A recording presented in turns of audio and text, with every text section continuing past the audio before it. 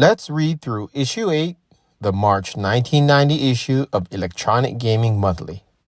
The time this issue came out was an exciting time to grow up in. You had the 8-bit line, where the NES was still going strong, Super Mario Bros. 3, which is considered by some to be one of the greatest NES games of all time, was just released in North America during February 1990. The NES also had competition in the form of the 8-bit Sega Master System and its own library of unique games. Then you had the 16-bit systems, the Sega Genesis and the TurboGrafx-16, that were trying to get established. The Super Famicom was still over half a year away from being released in Japan, so they were still a whiles away from that system coming in. Right in the beginning of this issue, we're bombarded by a 2-page tangent ad of their arcade ports. You have classic arcade titles like Gauntlet, Afterburner, Shinobi, and Pac-Man. Then you have RBI Baseball, which is the first console game to have real Major League Baseball players in its game.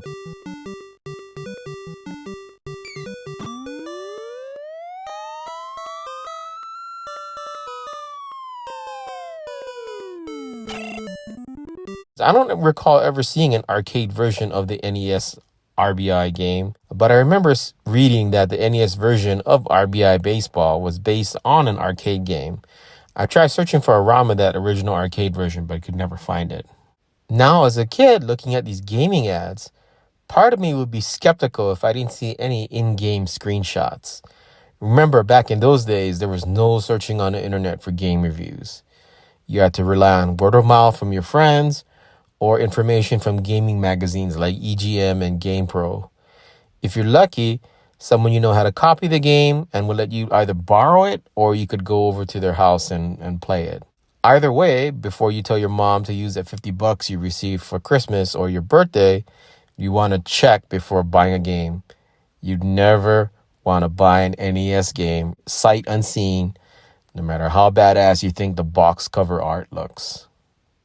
Then you have the table of contents. An item of note here is that sometimes you see sections in a magazine like EGM where it can be difficult to tell if it was something written by the people who worked on EGM or if it was an advertisement. There's a section we'll get to later in the magazine that for some reason is not listed in the table of contents, so it can be challenging to determine if that section was actually written by EGM or is an ad. Here's an ad for the NES version of Double Dragon, which is a great game, but different from the arcade version in that you have to level up to gain access to your different attacks. When you first start the game, for example, you can jump, but you can't jump kick. And then here's the forward section written by the editor.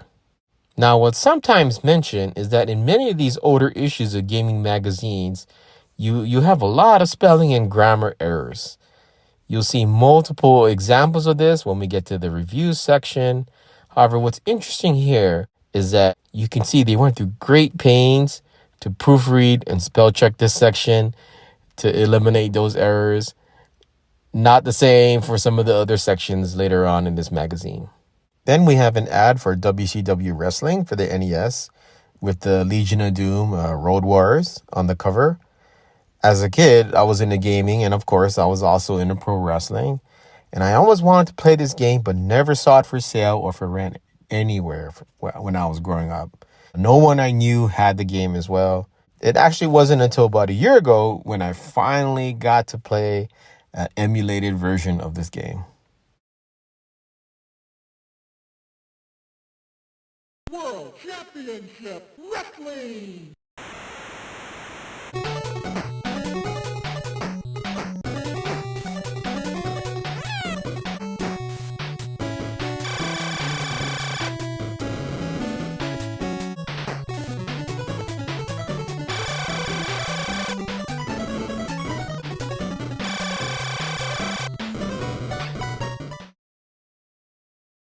I always wondered if the letters in this section were actually written by other kids or the EGM writers just made them up.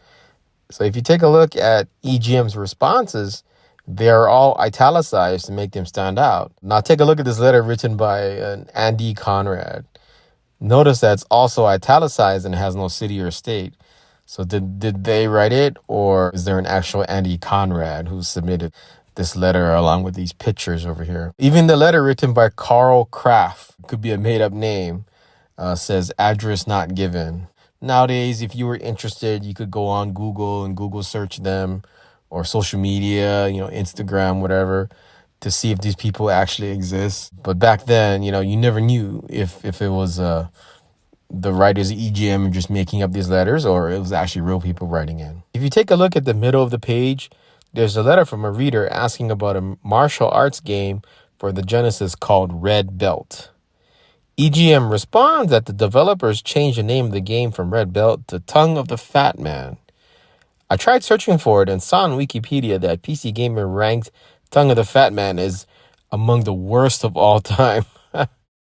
So I found out that the game would actually change titles at least 2 more times, as EGM reviewed it in their February 1991 issue as Mondu's Fight Palace, with the final release on the Genesis actually being titled Slaughter Sport. Welcome to the Fight Palace.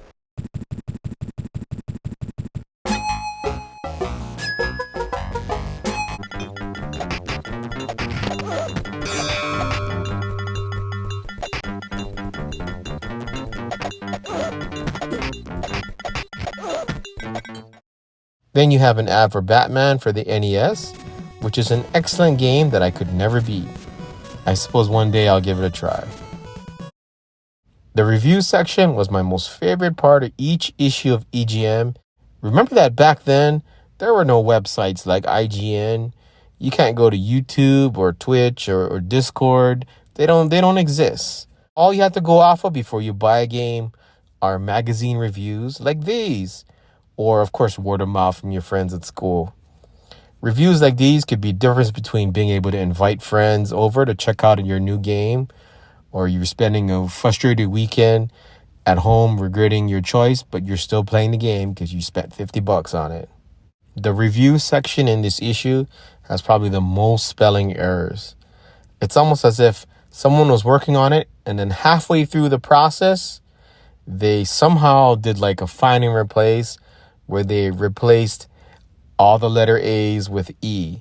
So if you read through this section word for word, you'll see stuff like Game Boy, Castlevini, and then I think there's a Batman somewhere, or Batman or whatever. The first game they reviewed is Double Dragon 2, and of course it got great scores. Not only can you do all the moves from the beginning of the game now, you can also play the game as 2-player co-op.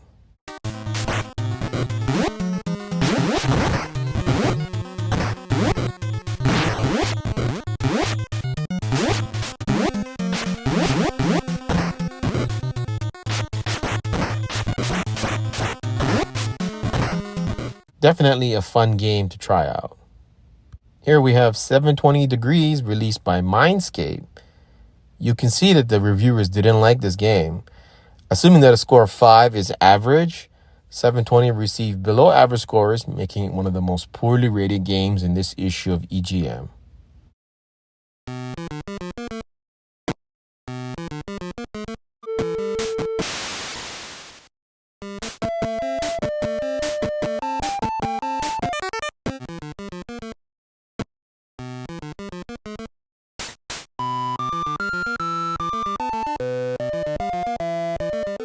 I think it's understood that there's no way 720 was going to be ported to the NES with the same level of graphics as the arcade version. The reviewer's other hang-up is with 720's controls. Now, if you've ever seen the arcade version, it has a joystick that's kind of offset. So, most joysticks, they're set in when it's in a standalone position, you're not touching it. It's vertical, it's straight up and down, right? But the 720's joystick is actually tilted to the side. So it's at an angle. And they did that so you could spin it around in a circle. It'd be really easy to spin it around. And then it has 2 buttons, of course, when you're playing the game. One is to jump, and the other one is to accelerate. So you could press one of the buttons and accelerate, and then you could hit jump, and then you could then spin the joystick, and your player would spin in the air. So there's no way Mindscape was going to release a separate custom joystick just for this game. And I really think they did their best with this game. I mean, it's a decent game. They translated the 720's original joystick, unique joystick control to the NES control pad, and I think it plays just fine. Then we have a couple of blurry scanned pages. It's probably because whoever scanned these in wanted to scan in the postcards. So you can see on this page with the yellow background, it's scanned in as the blurry background, but then the postcard's just fine. And then the next page, you see the other side of that postcard with the review crew ratings.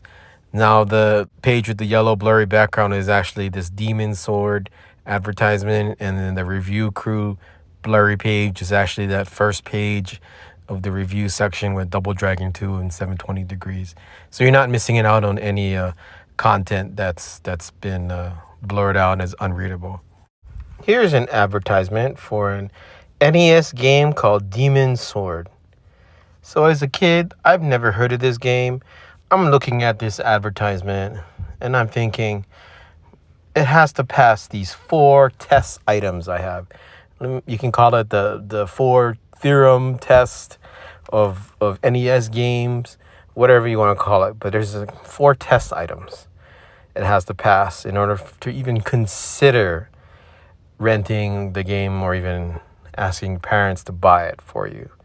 So the first test item is, what do the graphics look like? Are they bad? Or did they look something unique? Or did they look really good? And in this case for Demon Sword, they look good. It looks like an action platforming game. And you can kind of see what's going on. Like the background's not all blood red or some dull colors. There's some bright, vibrant colors mixed in with the kind of the gray and the brown background. So test 2, you look at who the publisher or who the developer is. And, you know, some publishers, developers and or publishers, like Nintendo, they develop games and they publish games that are of high quality. Most of their games are pretty good. Not all, but most of their games are pretty good. So if it's a game that's actually developed and published by Nintendo, it's going to be probably a good game. So you look at who that is, and in this case, it's Taito. They make decent games, like Bubble Bobble. So you're like, okay, this game has a chance because it's a publisher or developer that has an okay reputation. So the third test is to take a look at if you know of the game from some prior history, such as, is it an arcade game that was ported to the NES, or is it some type of sequel to a prior game? And in this case, I don't know if it's a sequel to something. I mean, the cover art, the box art looks like something like Conan the Barbarian related. I don't know if it is or not, but it looks like it. But don't know for sure. So I would say it probably doesn't really pass the third test. So then you're kind of going in cautiously to the fourth test. And the fourth test is, of course, that's when you rely on your magazines like EGM and GamePro. Did they review this game, Demon Sword? Did you even see it anywhere? Did they even talk about it somewhere? Maybe in like a coming soon section. Did they talk about it? If they didn't, then it's like, uh-oh. Kind of worried there. Games just don't show up and be good all of a sudden. If they don't show in EGM, they don't show in GamePro, or even in Nintendo Power, it's kind of like, should I really check this game out? Is it worth my time? Probably not. All right. So that's the 4 test items that at least I used as a kid. And of course, if for a game like this, for Demon Sword, I have no idea. I don't remember if it was ever in a magazine or anything like that. So without that information, then I would just rely on my friends. I would say, hey, you ever heard of this game? And they probably would say no. Here we have an advertisement for a business that bought and sold video games.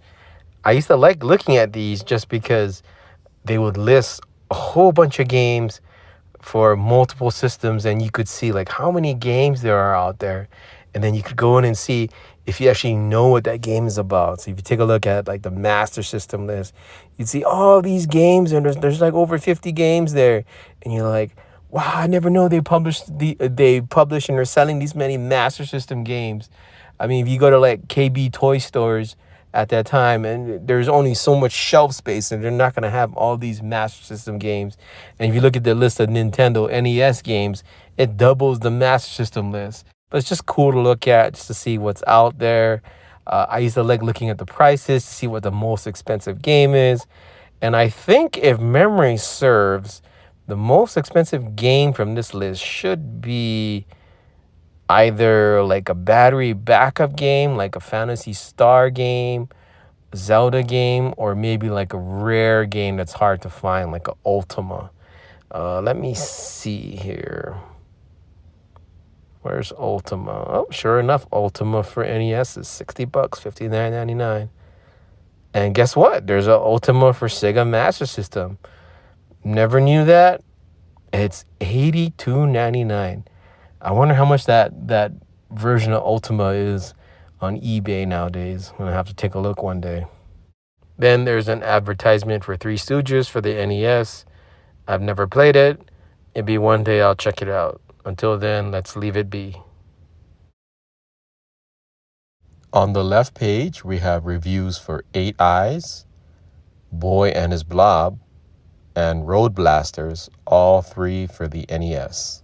Now, my first thoughts from playing 8 Eyes, I thought this game was somehow directly made by the developers of Castlevania, or they were allowed by Konami to use the assets from Castlevania, because this game, 8 Eyes, looks almost exactly like Castlevania with a few tweaks.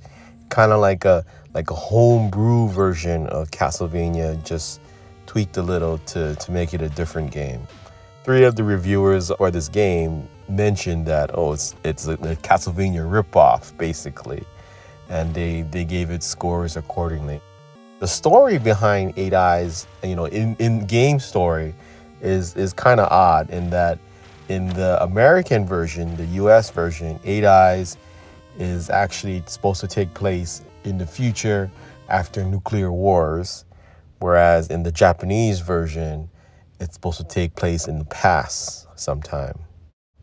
8 Eyes is an okay game for its time. If you're looking for like a Castlevania type action platforming game back then I could see it being worthwhile to pick it up. If you're looking for a Castlevania type game now, there are so many different sequels and prequels and spin-offs to the Castlevania franchise that you're probably better off going with one of those other spin-offs or prequels or sequels or whatnot, especially for maybe the Game Boy Advance Castlevania series of games. If you've never checked them out, those are pretty fun. Now, for A Boy and His Blob, I thought that game was actually kind of fun. It's definitely not high-paced, high adrenaline action platforming type game like a Mega Man or even like a Castlevania. It's definitely much more slower paced, and yet you have to think things through. You're this kid, and then a blob is following you, and then you have these, I think they're jelly beans, and then you feed the blob the jelly beans, and then based on the color or the flavor of the jelly beans, the blob it'll impact the blob differently. Like, you could feed the blob a jelly bean and it will turn into like a rocket, or you could turn into a trampoline and you could jump on it, for example.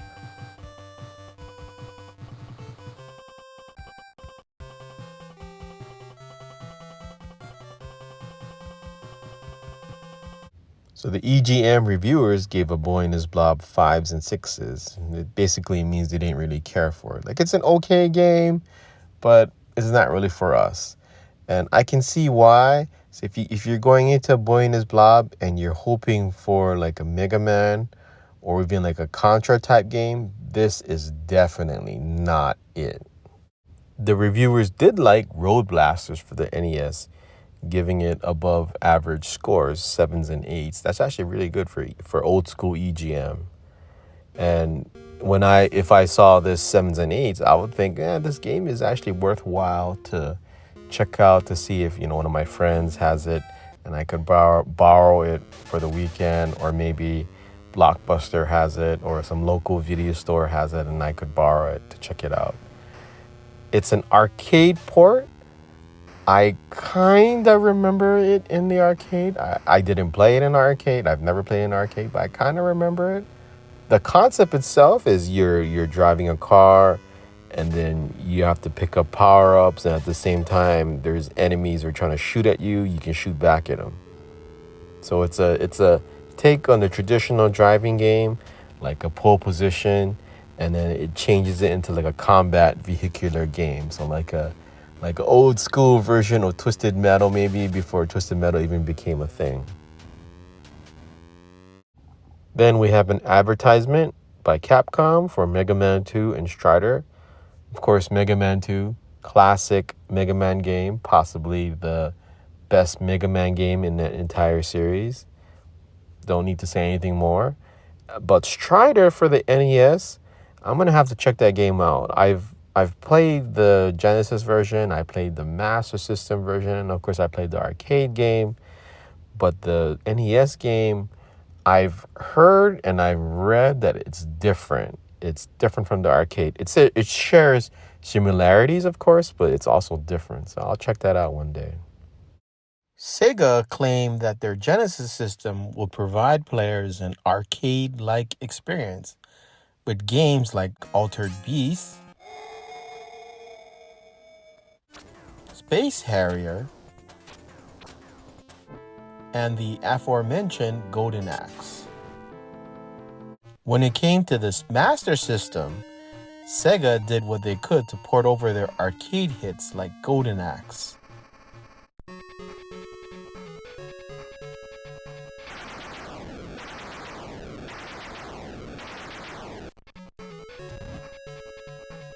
Though they somehow were able to include many of the enemies and the levels of the original arcade game, they also had to make a few changes.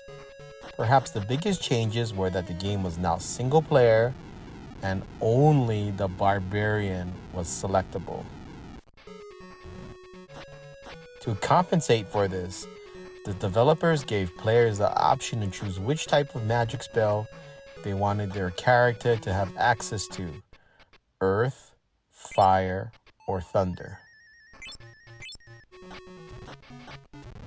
The game itself, while not as smooth as its big brother Genesis version, still respectable for an 8-bit system of that time. And then we're back to quality control issues with EGM. So you have Golden Axe for the Master System, you have a review for that game, but then the screenshot there is definitely not Golden Axe for the Master System. I would guess maybe that screenshot is supposed to be Space Harrier for the TurboGrafx 16, because if you look under the review for Space Harrier for TurboGrafx 16, you'll see the picture of Golden Axe for Sega Master System. So you swap those. And then you have Dynamite Ducks. Imagine that game as being like Streets of Rage or Final Fight, except you're this blue duck and you're just walking from left to right, just killing all the enemy animals. That's Dynamite Ducks.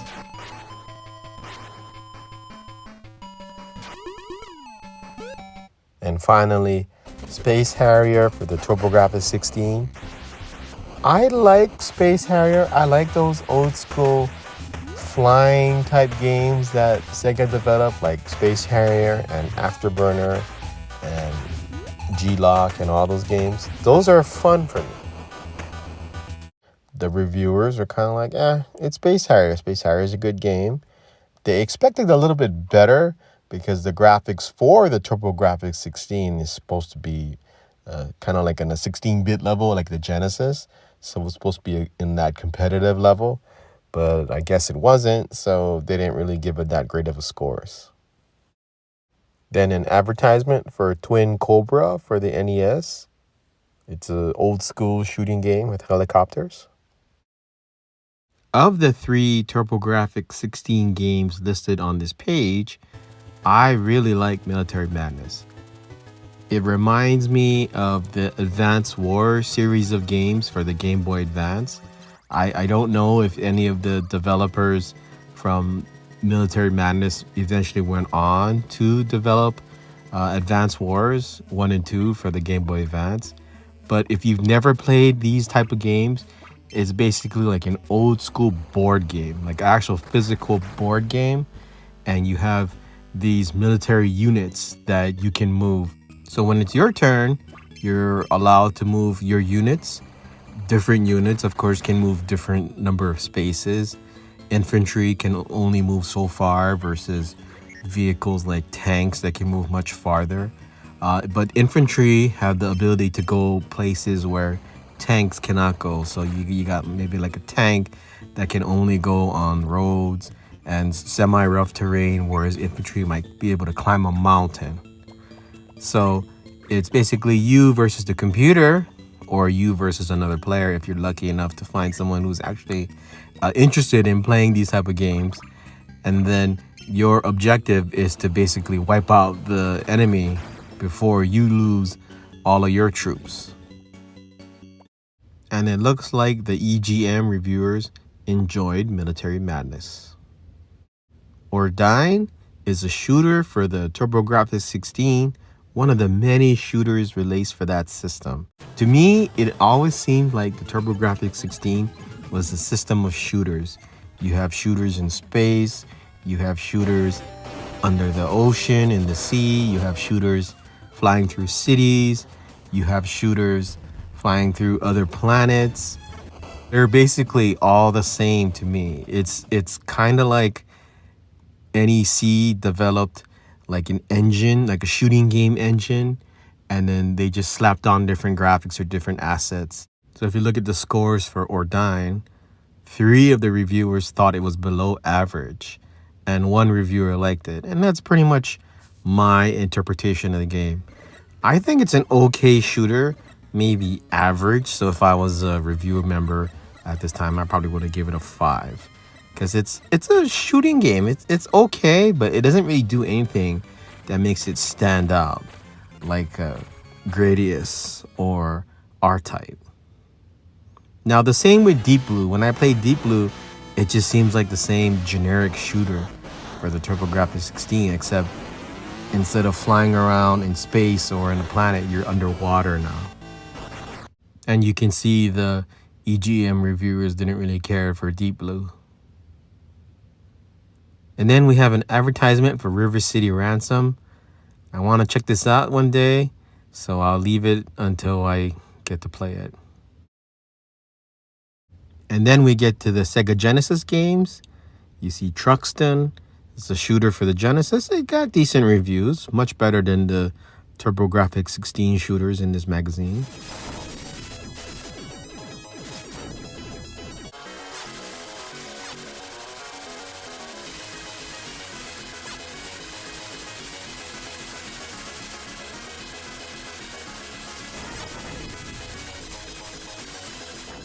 And then you have a puzzle game for the Genesis called Zoom. So your goal in that game is to run over the tiles, and every time you run over it, you color it a certain color. And then of course you have enemies that are also walking on the tiles, and you have to avoid them. You can jump over them and whatnot. It's kind of a fun puzzle game. I would have gave it better scores than the reviewers did. They gave it below average scores. To me, I thought it was kind of fun. And then you have the legendary classic Revenge of Shinobi, which has amazing graphics for an early Genesis game. Controls are great. Backgrounds, enemies are memorable. You get to fight Batman, Spider-Man, not really them, but enemies that look like them. I believe there's also a guy that looks like the Terminator. And then, of course, the screenshot in the magazine is of Godzilla. So you get to fight all of them in that game. Great game. If you're looking for a Genesis game to try out, that's probably one of the main ones you should go for. Another advertisement for a company that's selling games. And then the final Genesis review for this issue, Golden Axe. What's interesting here is that the Genesis version of Golden Axe received lower scores than the Master System version of Golden Axe. I'm not really sure why, to be honest, because I think the Genesis version is superior in every way. In particular, you're able to pick one of the 3 different characters, whereas the Master System version, you're locked into only the Barbarian. Castlevania for Game Boy. Now, I didn't like this game when I played it. It seemed like the game was slow, sluggish, and kind of like lagging. I don't know why. I guess it's how they developed or programmed that game. But it's like when you're playing it, it's like the game is delayed. It's like in slow motion, or you're playing, you're jumping, you're running underwater, or something about that game seems off. But it's the first Castlevania game for the Game Boy. The reviewers were impressed, so they gave it great scores. And then finally, the final game in the reviews section, Shanghai. I don't know how to play Mahjong with the tiles, but I'm assuming Shanghai uses tiles that are similar, and all you got to do is match the symbols. So you look for 2 symbols that are similar to each other, and you pick one and you pick the other one, and when they match, then those tiles disappear. The challenge is the tiles that match have to be on top. So it's hard to tell here, but some of the tiles are stacked, kind of like a mountain. So you can't pick any of the tiles that are underneath another tile, even if it's slightly underneath. They have to be at the top. And then the continuation of the Game Mania ad. See, it seemed like back in the day when the powers that be, whomever they were naming video games, they would just pick 2 words that would describe the game, and then that would be the name of the game, such as Monster Party, Street Cop. You got a cop on the street, we're going to call it Street Cop. Oh, here's a game where you're shooting stuff, let's call it Shooting Range. Here's a game where you're running on a track. Well, we can't call it Track and Field because there's another game called Track and Field, so let's call it Athletic World. Rolling Thunder. Again, this is kind of like the funny thing about back in the day. More advertisement from Game Mania. Classic Ultima game. Oh, Taboo the Sixth Sense. I played that one. Definitely not what I was expecting. The gaming gossip section was one of my most favorite sections of EGM as a kid. You could read about what's being developed in the world of gaming, any systems, any new games, any new accessories. And you could read about this at a time now. You have to remember there's no real easy access to the internet for regular general public. So you can't just jump online to IGN or whatever to read about what's being developed in Japan.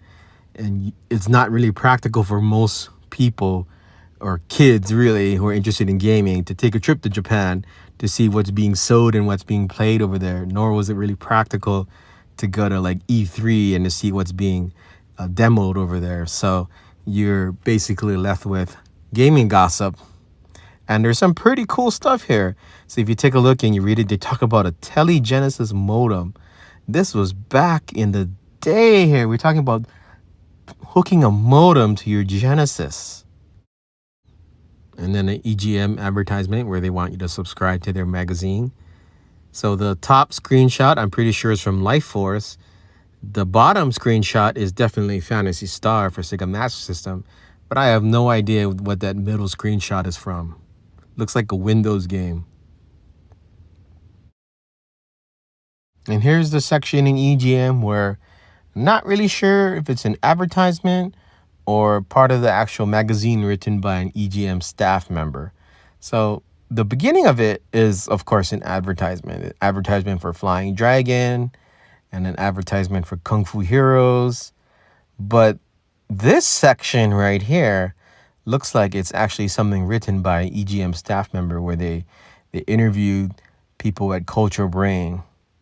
The latter half of the article describes one of my favorite games, Baseball Simulator 1000. Now, I have no idea if that's what it's called. It's actually spelled out Baseball Simulator 1.000.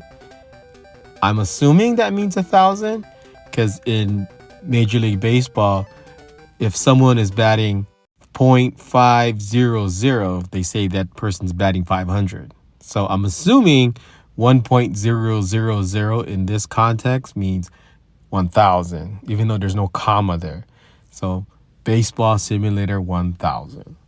Despite not having real Major League Baseball players in Baseball Simulator 1000, I still enjoy the game because of the special abilities that certain teams and certain players have. So if you go to what's called the Ultra League, the players will have special abilities. Some have more than one special ability, like pitchers. They might have 2 special pitches they can throw.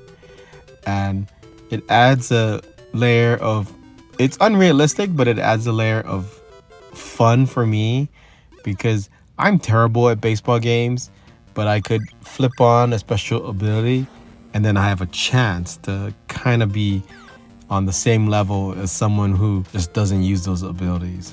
Anyway, so an example of a special ability in Baseball Simulator 1000 would be, as a pitcher, you could throw a ball, and instead of one ball, you could have a special ability where there'd be multiple balls. So it'd be difficult for the batter to tell which ball is the real ball. From a batter perspective, an example of a special ability would be if you make a hit, if you get a hit, and it's a ball that flies in the air, like a pop-up, you can enable a special ability such that when the ball lands, it'll kind of explode into like a gas or smoke. I'm not really sure what it is, but when it explodes, the players that are near it, the fielders, they'll be kind of like knocked out for a little bit. So you can imagine if you use it against the computer is programmed to just stand under the pop-up so they can catch it, right? So that when the ball lands, though, it's going to explode into like a gas or smoke, and then that fielder is going to be knocked out for a little bit. For the other fielders to get the ball, they have to come all the way over to grab the ball, and then they can throw it to whomever they're going to throw it to. In the meanwhile, you could be running around, you could get a double, triple home run. And then we have Super Dodgeball for the NES. Great game. I still play it to this day. I like the NES version. I don't really care for the arcade version. And then there's also a Game Boy Advance version, which I have somewhere. And I never really spent time to learn how to play that version. I guess I should do that. And then I think I remember reading somewhere that there's also a Neo Geo version, which I've never seen. I could be totally wrong, but I think there's a Neo Geo version somewhere. So I'm going to have to check it out if I can ever get the Neo Geo emulator to work. Then we have kind of like a separate magazine within this issue of EGM. They call it the Portable Gaming Magazine. It's basically this section of EGM that talks about Game Boy games and Atari Lynx games. So the next page, page 40, references the Wide Boy. Now the Wide Boy, what it did was it could allow you to play Game Boy games on your TV. So the Wide Boy would connect to like the NES, for example. Then you could play it on TV. Now, this was never released commercially in the US, but Nintendo would later go on to develop something called the Super Game Boy, and that was released for the Super Nintendo. And you can use that to play Game Boy games on your TV.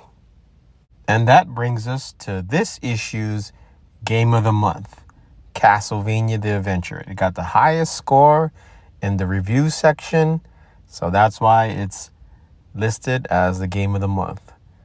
I've already discussed this game in the review section of this video, so I'm not going to go over the specifics about this game, but I appreciate the effort that EGM put into capturing the screenshots for the game and building the map that they have on page 42 and 43. It's challenging to say the least, because back in those days, there weren't really easy ways to capture in-game screenshots. So it looks like what they did here is they basically took a camera up to the screen of the Game Boy and they took pictures of it. And you can tell by, of course, looking at the varying quality of the screenshots that they took. And somehow they stitched it all together and then created the map that you see. So, A for effort. Unfortunately, I've never played majority of these games listed in this Game Boy section of EGM, so I'm not able to comment on them. The only ones I have played other than Castlevania The Adventure is what they list here as Gradius, which I believe was actually released in the US at least as Nemesis.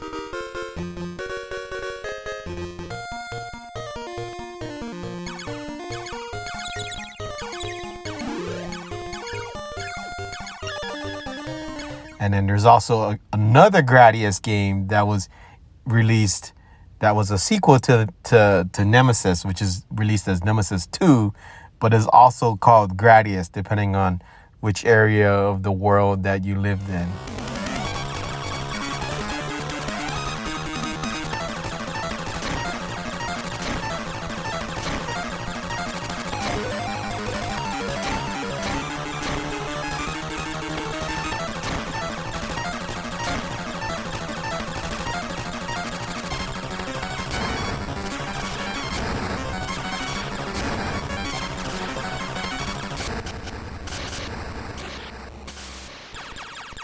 Both games, especially Nemesis 2, can be intense. And then, of course, the other game I played on the Game Boy that's listed here is Capcom's Ghosts and Goblins. But that game was actually called Gargoyle's Quest. And I had this game, too, for my Game Boy. And I thought it was pretty challenging as a kid. I don't remember if I ever finished it. But I thought it was pretty challenging, but it's cool at the same time because you can fly around and jump off walls and all that stuff. But Ghosts and Goblins would actually release as its own separate game on the Game Boy Color. And that game I also have, and that one is just a port of the original Ghosts and Goblins. Then we have the Lynx section of the magazine. I've never played the Lynx. I've never seen the Atari Lynx in person. One day, maybe. But for now, I'm not really that interested, to be honest. Then we have the section in the magazine that was highlighted on the cover of this issue of EGM. The section that compares the TurboGrafx 16 to the Sega Genesis. Well, back in the day, I do not remember, to be honest, if anyone actually cared about the TurboGrafx 16 other than perhaps myself and then maybe my brother. And that was only because Street Fighter 1 was on the TurboGrafx 16, actually the Turbo CD. So you had to get a TurboGrafx 16 and you had to get the CD add-on in order to play Fighting Street, which was their Street Fighter 1. It was actually a port of Street Fighter 1 for the TurboGrafx 16. So other than my brother and myself, I don't really know if anyone actually cared about the TurboGrafx 16. However, EGM wrote a great article that compares TurboGrafx 16 and the Genesis. Good stuff, brings back a lot of memories.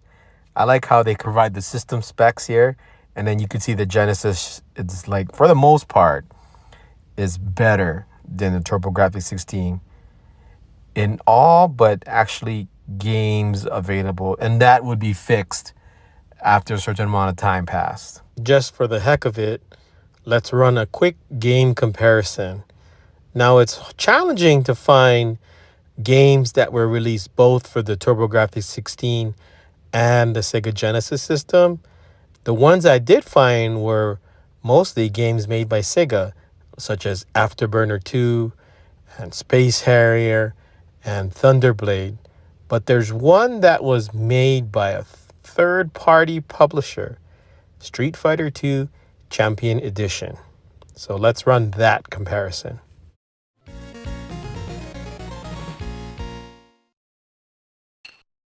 Round one, fight!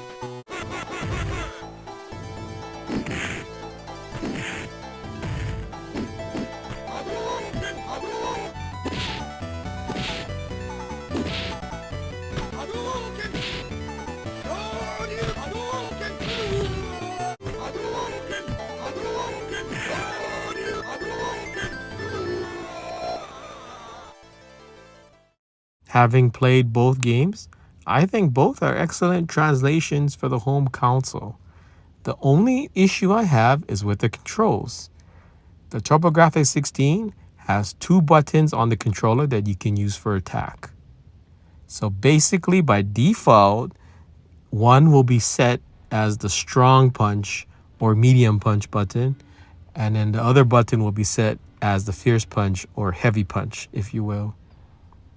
If you want to change over to the kicks, you have to hit the select button, and then you'll change over to one button will be the medium kick, which is the forward kick, and then the other button will be the heavy kick, which is the roundhouse kick.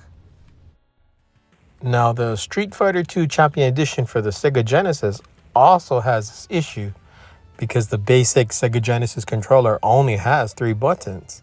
So by default, the A button on the Genesis controller would be the jab or light punch, the B being the strong or medium punch, and then the C button being the heavy punch or fierce punch. So if you want to switch over to the kicks, you have to hit the start button to switch over. So in that regard, the Genesis version is a little better than the TurboGrafx-16 PC Engine version, but still not as accessible as the Super Nintendo version of Street Fighter 2, where the Super Nintendo controller had 6 buttons, so each attack could be mapped to a specific button on that Super Nintendo controller. So as a kid reading through this, other than Fighting Street or Street Fighter 1, which I cared a great deal about because I was never good enough to be able to play the arcade game and actually beat anybody.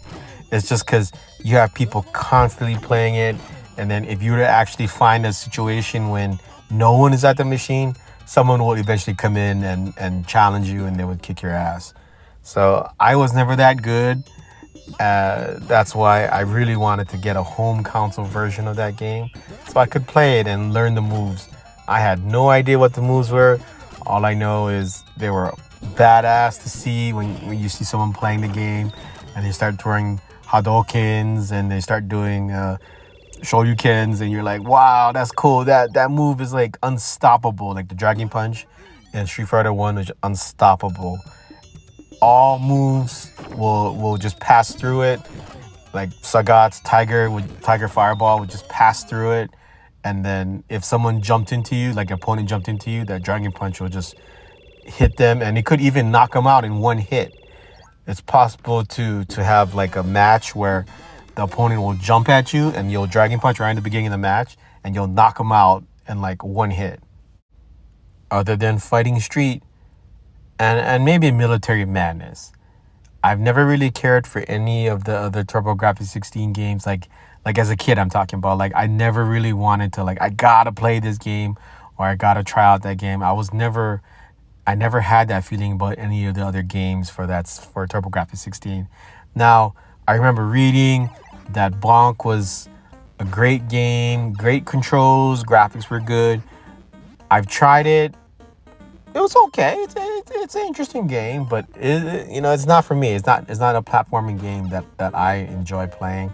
So I'd pass on TurboGrafx-16 as a system.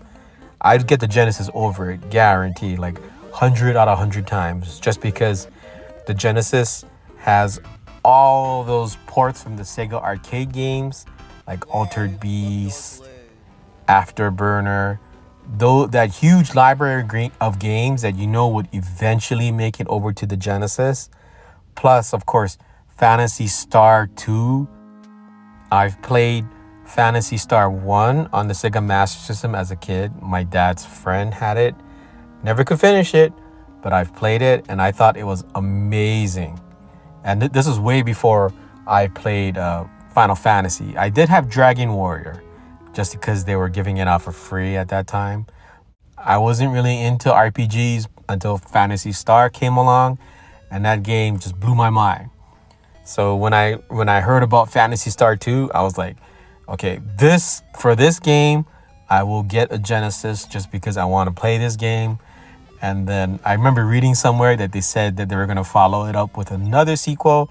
Eventually, they released Phantasy Star 2, Phantasy Star 3, and Phantasy Star 4 for the Sega Genesis.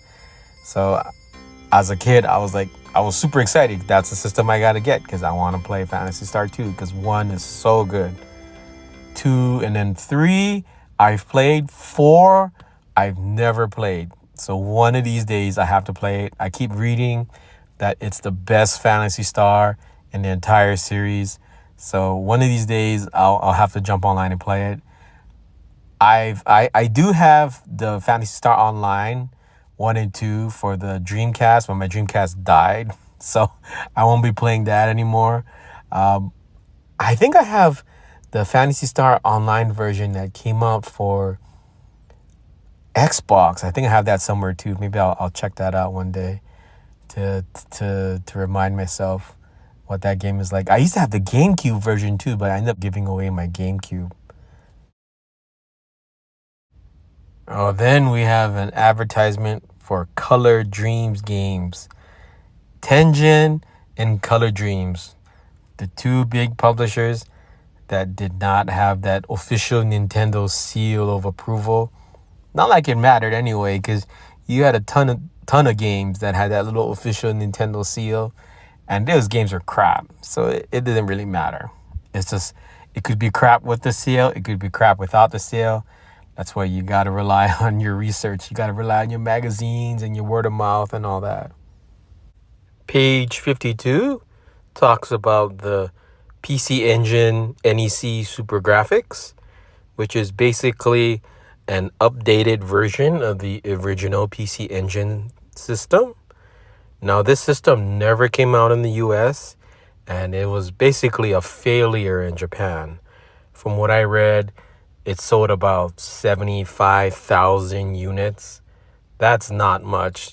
In comparison, the system in the US that's considered a failure is the Sega 32X add-on, and that one easily sold 500,000 units. In addition to the dismal sales for the Super Graphics system, there were only 5 games released that were specifically for the Super Graphics. And that definitely does not bode well for a system that was supposed to be basically an upgraded next generation PC Engine system that could compete with the Sega Genesis, Sega Mega Drive in Japan. Despite the rarity of the system, you can probably find one online for less than $500. Page 54 is the beginning of the next wave section for this issue of EGM. This section starts with Astyanax, which I think I might have played as a child, but I don't totally remember because I remember the attack system being something where it would charge up, and then when you press the attack button, it would do like an attack with the axe, but then the strength will go down the next time you press the attack button unless you wait. So it's kind of supposed to symbolize your character getting more tired as the fight goes on. So each subsequent hit is supposed to do less damage. It's an okay game. I mean, the graphics are good for that time in the NES's lifespan. And then we have an ad for Bandai. We already discussed the naming convention for these games, so I'm going to skip it.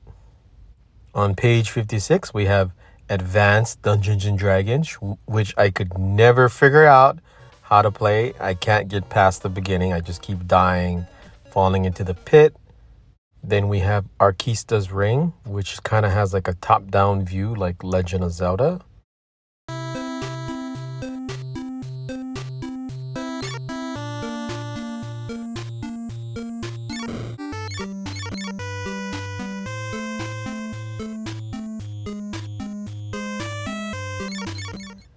And then Baseball Simulator 1000, which we already discussed. Chase HQ, a game by Taito, is where you're some type of law enforcement officer and your job is to chase and catch criminals. So it's a driving game. So you're in a car, you're chasing after the criminal, and then when you get to them, then you keep hitting them with your car, and then eventually their car will get damaged enough, then you can pull them over and then arrest them. So it's a little different take on the car driving racing game. And then, of course, Bases Loaded 2, the second season by Jellicoe. What I liked about the Bases Loaded series of games on the NES is they tried to provide you a different perspective than the traditional baseball game on the NES. So the traditional view is, of course, behind the batter, behind the catcher. So the pitcher is at the top or the top middle of the screen and throws the ball down towards the batter. That's a traditional view. Bases Loaded flips that a little bit, and instead of having the camera behind the catcher, the camera is now behind the pitcher. So the pitcher is kind of a little offset towards the lower left corner, and then the pitcher throws the ball up towards the catcher and the batter. Unfortunately, with Bases Loaded 2, they did not have the Major League Baseball player license or team license. So there's no real teams, there are no real players. It's all made up players. But it's still a fun game of baseball for the NES. On page 57, we start with Mad Max for the NES, which is basically a driving game, but not in a traditional sense like a Ridge Racer or pole position. You're driving a car around the map and you're basically throwing like dynamite or something out of your car, and everyone's trying to throw dynamite back at you. Buildings throw dynamite at you, other cars throw dynamite at you, and that's the farthest I got in that game. Go 13 Part 2. Now this game was actually released as The Moffat Conspiracy. The game is the second in the series for the NES, and it's based on a Japanese manga that's been around, I think, since the late 1960s. You control a professional assassin, and your job is to find out what's going on. It's heavily story-driven and definitely not for kids. The Capcom-Disney collaboration for the NES resulted in another great game called Rescue Rangers. The gameplay is similar to DuckTales and, of course, Mega Man, where it's an action platforming game. Definitely a fun game, even though it may not be remembered as fondly as DuckTales. At the bottom of the page, we have V-Ball for the NES. This game was actually released as Super Spike V-Ball, and it's essentially a volleyball game with that techno-style graphics, kind of like Double Dragon, River City Ransom kind of style. EGM wrote that Super Spike V-Ball could be played with 4 players through the NES satellite. What the NES satellite was a device that you could connect 4 controllers to it and then connect the satellite to the NES. So then you can in fact have 4 players playing a single game. Then there's an ad for Rescue the Embassy Mission. I've never seen this game, never heard of this game, but it's a Kemco game, so I may have to check it out one day if I can find it. And then, of course, Shadowgate, another classic game for the NES by Kemco. Definitely not for everyone. It's basically a point-and-click adventure type game. Page 60 starts with Ikari Warriors 3. More of the same in the Ikari Warriors series, I guess. But for this game, you can actually fight hand to hand now.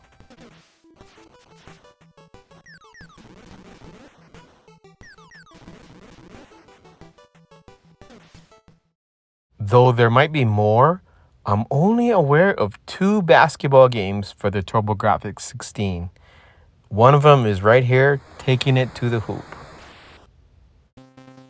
You can see that they tried to incorporate those close-up action shots of when the players are going for dunks. Made famous by Double Dribble and then copied in other games such as All Pro Basketball and Pat Riley's Basketball.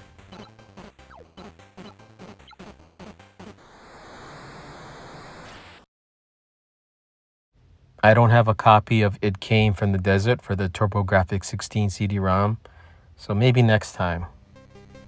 Newtopia for the TurboGrafx 16 I find fascinating because it's a game that looks like A Link to the Past, but it's for TurboGrafx 16 and it has nothing related to the Zelda series. So you're playing it and you'll notice the way the windows appear on the screen when someone's talking to you, the way the text appears, the way the background looks. It looks almost exactly like A Link to the Past for the Super Nintendo. And now keep in mind, Newtopia was released in Japan in 1989. A Link to the Past didn't come out till 1991. So Newtopia predates A Link to the Past. Did A Link to the Past developers build off of the ideas presented in Newtopia, or were some of the developers who worked on Newtopia went on to work on A Link to the Past? I'm not sure. But if you ever get a chance to play Newtopia, you'll notice the similarities to A Link to the Past right from the beginning, down to like the quests that you have to work on. Then we have an ad for Blaster Master, another classic NES game. Awesome graphics, great music, great gameplay. You basically have 2 modes of play. One is the overworld tank game, where you're basically driving a tank around like a subterranean world. And then the second mode is when you jump out of the tank, you're basically a person in a suit. And then that's what you see in the advertisement right here, when you're in a suit and then you basically have to fight against enemies that are more your size.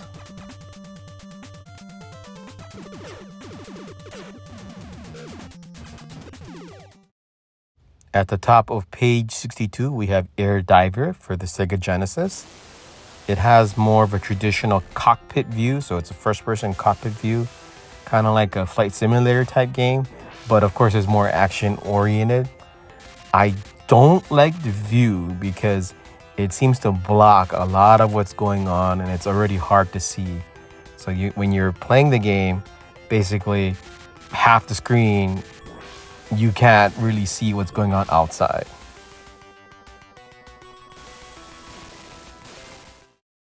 Afterburner 2 is a classic Genesis game, so I'll leave it at that.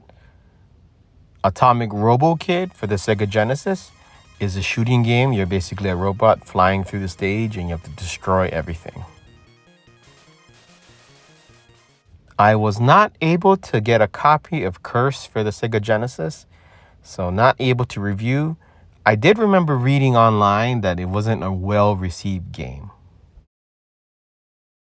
An ad for Double Dragon 2, which we've already covered in the review section, so I'll move on. And then Phantasy Star 2 at the top of page 64, another classic game.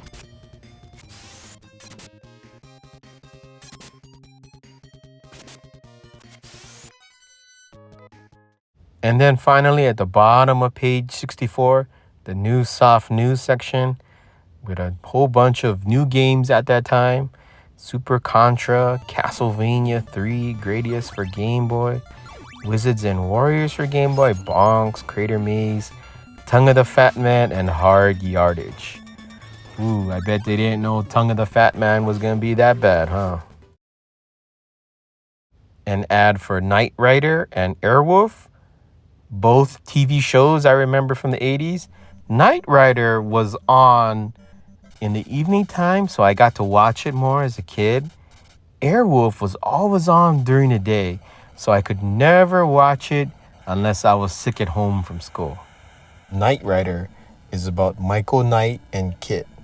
Michael Knight is the main character, played by David Hasselhoff of Baywatch fame. And then Kit, of course, is the specialized AI that runs the car that Michael Knight drives. So Michael Knight and Kit, they go on adventures, and then they take care of bad guys, and they have all sorts of fun together. And then, of course, there's a support crew that help them out. One of Kit's special abilities that they like to show off in the TV show is the ability for Kit to do like a turbo boost, and then Kit would jump in the air. And you can do this in game, much to my delight.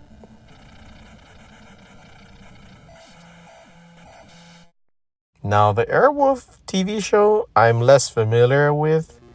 All I know about it is it's about some attack helicopter, and they go around dealing with bad guys. That's all I know about that. I've only seen the intro and bits and pieces here and there.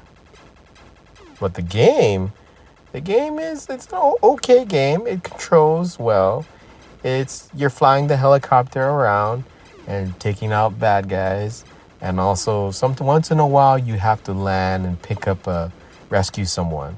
Now, the landing part, I don't really like, because the helicopter wants to land. It'll try to land automatically, but it's gonna fall too fast. So you have to prevent it from falling too fast.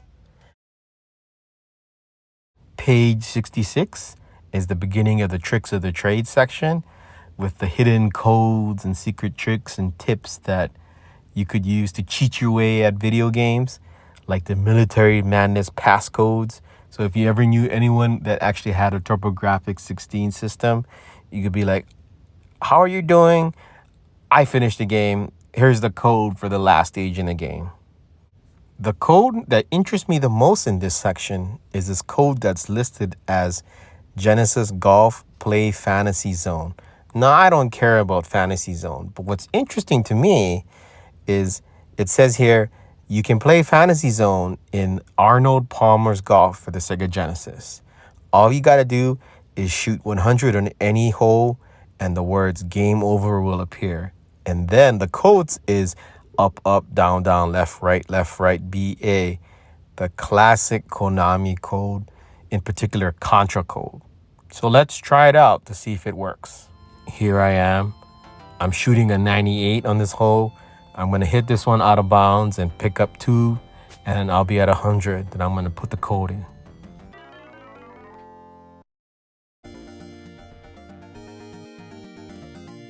And guess what? It works.